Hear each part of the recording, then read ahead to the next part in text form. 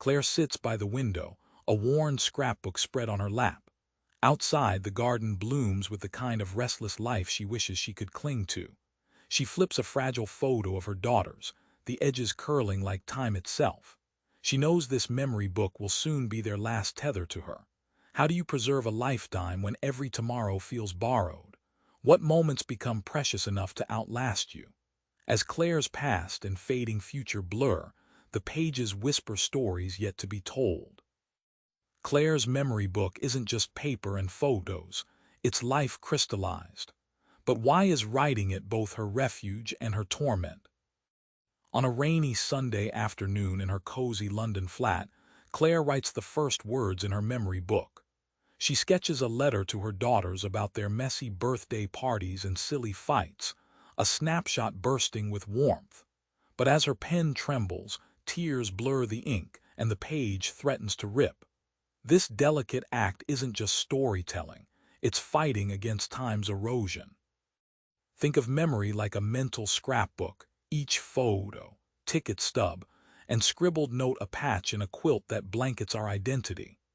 Claire's memory book mimics this, tangibly stitching moments so her daughters don't just remember asterisk her. They asterisk feel her love decades down the line. It's memory made visible and visceral, not just fleeting neurons firing. As pages accumulate, something remarkable happens. Claire finds herself laughing through tears, reliving joy and sorrow with renewed clarity. This painful but creative process turns despair inside out. Her family gets more than keepsakes. They inherit a living, breathing story that breaks silence and fuels courage beyond her presence. Claire races against an invisible clock, her illness stealing tomorrow by inches. How does embracing time's limits reshape her world? Claire wakes each morning knowing not all sunrises are guaranteed. A chemotherapy session in Brighton lingers heavy in her bones. This knowledge shifts her gaze.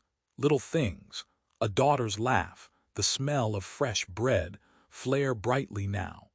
Even the mundane pulses with meaning, sharpened by an acute awareness that moments are slipping through her grasp. Imagine urgency like a magnifying glass focusing sunlight. The heat of days runs hotter, but only because it concentrates on what truly matters. Claire's shrinking timeline ignites ordinary moments, car rides, family dinners, until they blaze vivid memories worth holding. Time no longer just passes, it blasts clarity through perceived trivialities. Instead of fear, Claire's countdown breeds profound appreciation. Her daughters learn to treasure fleeting hugs and late-night talks. The family shares inside jokes born of desperation but soaked in love. This mindset shift reveals living fully is about infinite days. It's about infinite depth inside finite time. Claire's love fuels everything she leaves behind.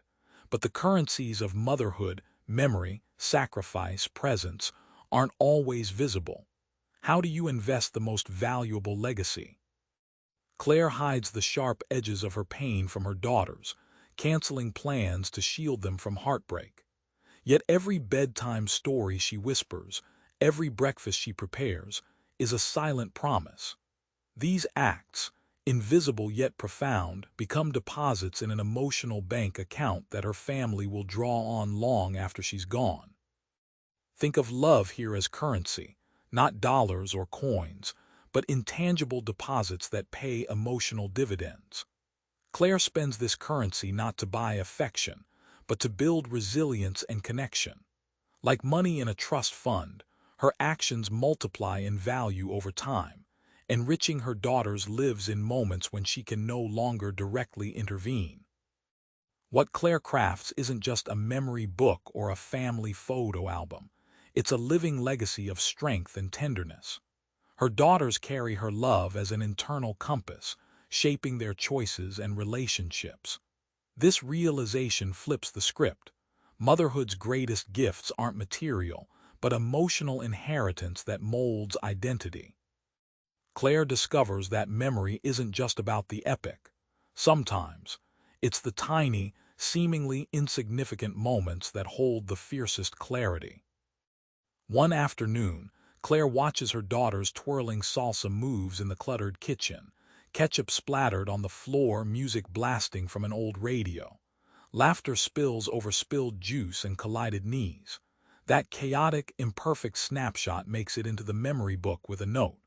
Chaos never felt so sweet. It captures more than joy. It captures life's authentic imperfection in brutal clarity. Memory, contrary to popular belief, isn't a grand highlight reel but a mosaic made of tiny tiles.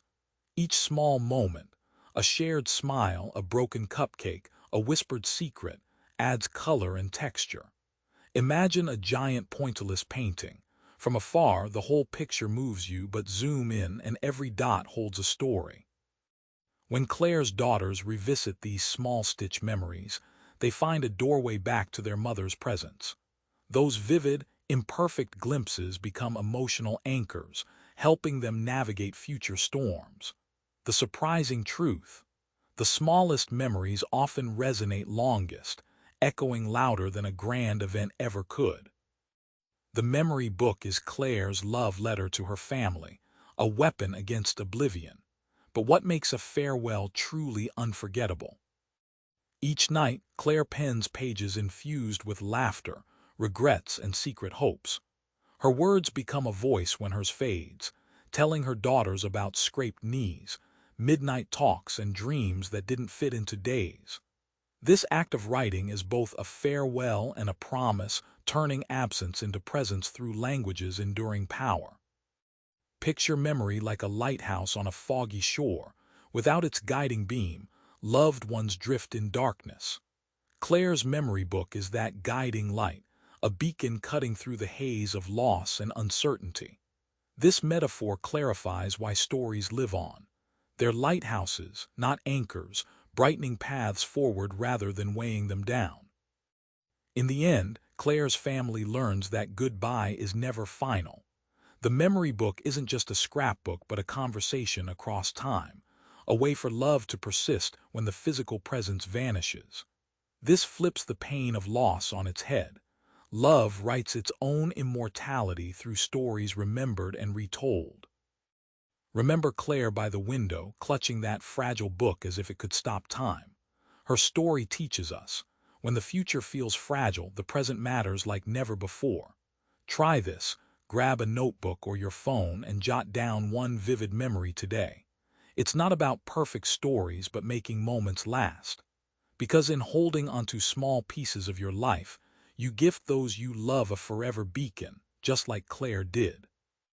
Subscribe for more book summaries like this one.